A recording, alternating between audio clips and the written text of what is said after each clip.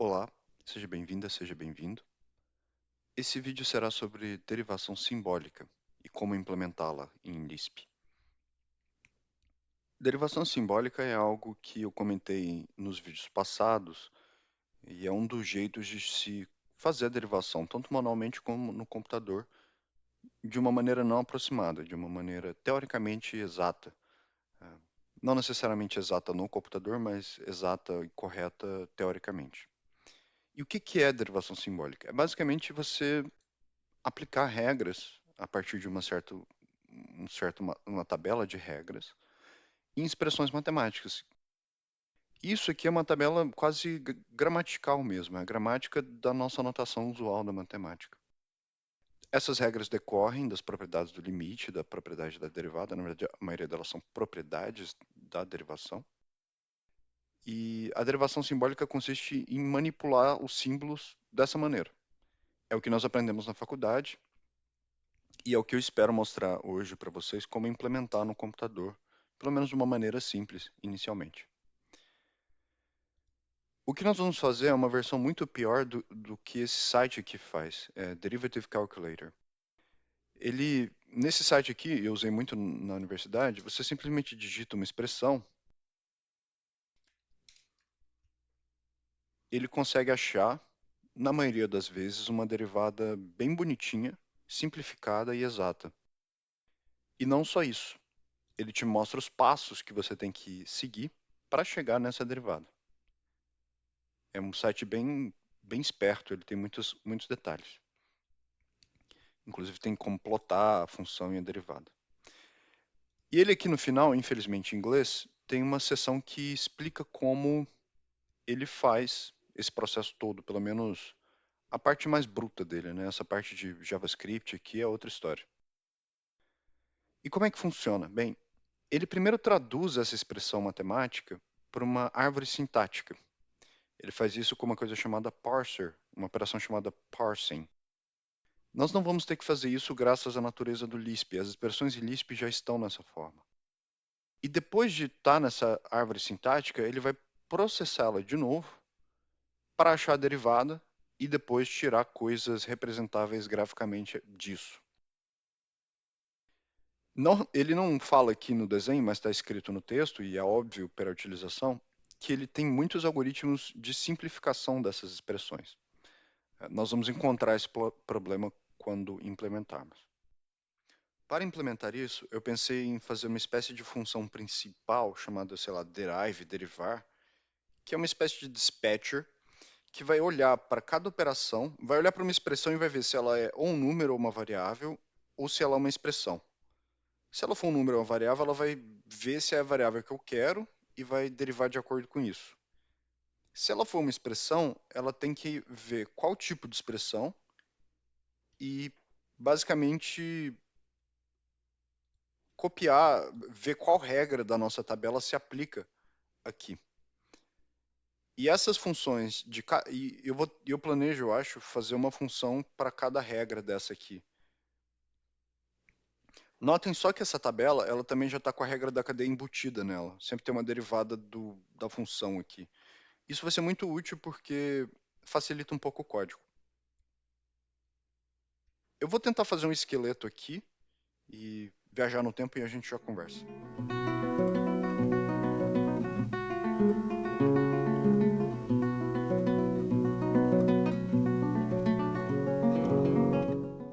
Então, nosso esqueleto ficou mais ou menos assim. Eu não implementei nada ainda, essas funções não existem, eu só coloquei as declarações dela, mas dá da gente pegar a vibe do negócio.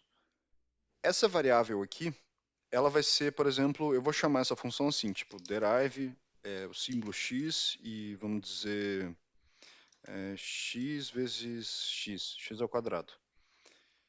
E eu vou carregar essa informação do x porque eu tenho que saber qual é a derivada que eu quero, né? Se eu quero em função de x ou y ou z, porque essa função pode ter várias coisas.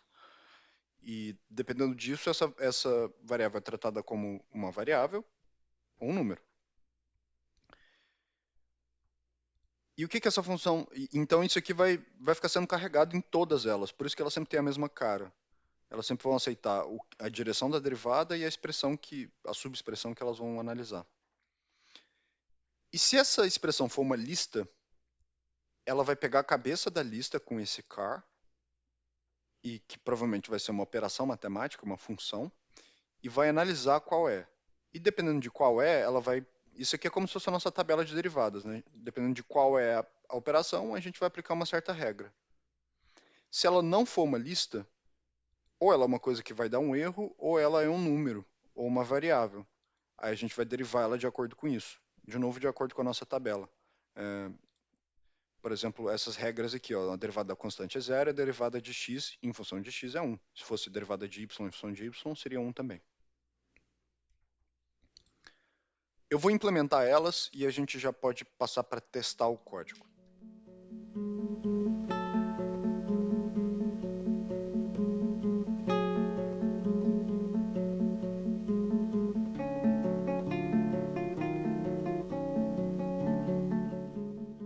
Então, o nosso código ficou mais ou menos assim. Eu quero testar antes de eu explicar, vamos ver se ele funciona. Vamos fazer x vezes x, que tem que dar x ao quadrado. Opa, falta um símbolo aqui. Ó, funciona. Pelo menos aqui nesses dois casos simples. E aqui está o principal problema da derivação simbólica. A gente tem... era para dar 2x, né? Derivada de x ao quadrado. Mas aqui ele deu a soma de x vezes 1 mais x vezes 1. Então, é a mesma coisa, mas escrita de um jeito bem esquisito, que teria que ser simplificado, se fosse possível. A simplificação talvez eu deixe para depois, mas vamos continuar aqui. Como eu havia explicado anteriormente, a nossa função derive é uma espécie de dispatcher, né? Se ela detecta uma expressão, uma lista, ela pega a cabeça e vê qual regra se aplica. Se não conseguir nada, ela chuta que é um átomo, e se não for uma lista, ela também vai fazer um átomo. É nessa derive atomic que a nossa recursão acaba, porque cada uma dessas funções aqui, derive sum, derive subtraction, derive product, por causa da regra da cadeia, e por causa do jeito que elas são descritas na tabela, elas são recursivas, elas chamam a derivada de novo.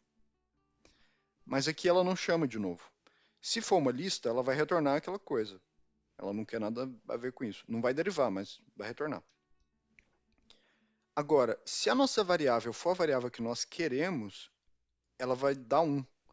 E se não for, ela é uma constante, mesmo sendo uma variável. Pode ser y, mas se eu estiver derivando em função de x, ela vai ser 0. Que é essas duas regrinhas aqui das funções simples, né? Derivada da constante é 0, de x é 1. E aqui é que morre a nossa derivação. Não dá de fazer muita coisa com soma, subtração e produto, somente. É interessante ter mais coisas na tabela para a gente poder brincar. E eu vou pedir licença para os senhores e para as senhoras para viajar no tempo e fazer algumas coisas. A primeira delas é que eu quero fazer um código que testa automaticamente as nossas funções, porque depois eu acho que elas vão ficar bem complicadas, pelo menos as expressões. E a segunda é implementar mais dessa tabela. As coisas exponenciais, o seno e o cosseno, tangente. Eu não vou implementar tudo, mas eu quero pelo menos algumas, né, para não ficar tão chato. Então eu volto logo logo. O nosso código expandido ficou assim. O esqueleto ficou exatamente igual, só que com novos casos. Eu adicionei a divisão, o logaritmo elevado a x, alguma coisa elevado a outra coisa, o seno, a tangente e o cosseno. E o interessante disso é que essas funções auxiliares, elas ficaram simples, elas não foram mais complicadas do que as outras, porque elas foram basicamente a cópia da tabela. Vamos pegar, por exemplo, o caso e elevado a x. Se eu for na nossa tabela, é e elevado a x vezes a derivada de x. Aqui é o produto de elevado a x vezes a derivada disso. estritamente a mesma coisa para todos os casos. E eu achei isso até um pouco bonito, porque isso aqui é como se nós estivéssemos implementando a regra da cadeia. Na verdade, é a implementação da regra da cadeia. Nós codificamos a regra da cadeia. E é através da regra da cadeia que nós fazemos a recursão do código. Porque a função derive ela é só um dispatch. Só que ela tem que voltar para cá até ela não conseguir mais. Isso é feito através da regra da cadeia. A outra coisa que eu adicionei foram conjuntos de teste. É possível testar a nossa função. E eu fiz isso num arquivo chamado teste utils. Aqui eu desenvolvi algumas ferramentas para gerar o relatório e rodar os testes. Nesse arquivo específico, no final eu vou passar os testes para um arquivo específico de testes, mas aqui a gente pode rodar eles através dessa funçãozinha auxiliar que eu criei, run testes. Os testes consistem numa lista de entradas e saídas e uma função. Ele avalia a função em cada uma das entradas e compara com a saída esperada. E aí ele imprime um relatório que pode ser mandado para um arquivo ou para a tela de cada caso de teste. No caso específico aqui, eu fiz dois casos de teste. Um para a derivada simbólica, explicitamente os símbolos, e outro criando funções a partir dos símbolos gerados e avaliando essas funções em um ponto específico. Todos eles estão funcionando. Essa parte de gerar a função ela é um pouco mais complicadinha e ela está nesse código com vários comentários aqui. Basicamente, eu não posso só gerar um lambda a partir disso, eu tenho que fazer outras coisas, pelo menos eu não consegui. Essencialmente, essas foram as únicas modificações que eu fiz no código. Eu infelizmente não consegui gravar porque eu fiz as coisas de pouquinho em pouquinho, uma função dessa por vez, e às vezes pausava e tinha que fazer outras coisas. Eu sugiro fortemente que vocês acessem o repositório, baixem o código e compilem os testes, compilem esse arquivo, testem os seus valores de derivada. Vejam se vocês entendam o que está acontecendo aqui. Não é importante para entender derivação automática, mas é importante para entender por que isso não é uma boa ideia. Vocês rapidamente vão chegar a expressões que são diferentes de, por exemplo, a derivada de x vezes x. Essa aqui já está meio estranha, mas conforme você coloca coisas complicadas, como por exemplo,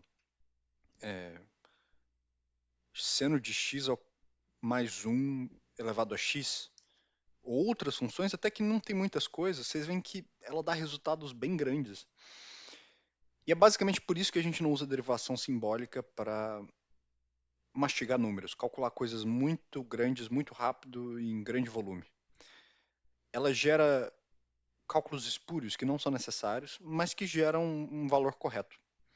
Mas de qualquer jeito, por exemplo, essa soma por zero aqui, ela vai ser feita. E o computador vai fazer isso. Isso não é legal. De qualquer modo, ela gera o valor certo, mais ou menos, descontando os erros propagados. Eu incluí essa nos testes. Vamos ver aqui. Acho que é esse último aqui. Ó, eu avaliei essa função, a derivada dessa função, na verdade, no ponto 2. Ela tem que dar esse valor, 0,76, e ela deu esse valor, 0,76. Vamos ver? Eu acho que eu plotei ela aqui. Ó, essa função toda estranha, em vermelho no caso. A função em azul e a derivada em vermelho. Então, está funcionando, isso é bem legal. Obrigado por assistir até aqui.